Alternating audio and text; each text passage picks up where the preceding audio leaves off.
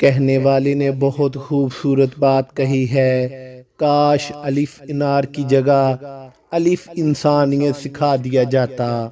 آج ہمسایہ ہمسائے کی وجہ سے پریشان ہے، محلے والے کسی ایک محلے والے کی وجہ سے پریشان ہیں۔ ہم ایک دوسرے کو دکھ دینے سے گریز نہیں کرتے، ہم یہ نہیں سمجھتے کہ یہ انسان اس نے ہمارا کیا بگاڑا ہے، ہم اس کو کیوں پریشان کر رہے ہیں۔ ہمیں اس کو پریشان نہیں کرنا چاہیے۔ ہمارے اندر سے رحم نام کی چیز نکلتی جا رہی ہے، ہم بے رحم ہوتے جا رہے ہیں۔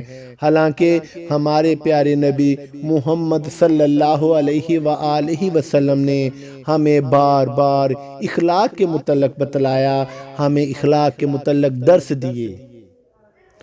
آپ صلی اللہ علیہ وآلہ وسلم پر ایک بڑھیا کوڑا پھینکا کرتی تھی، جب اس نے ایک دن کوڑا نہ پھینکا تو آپ نبی کریم صلی اللہ علیہ وآلہ وسلم اس کی عیادت کے لیے گئے۔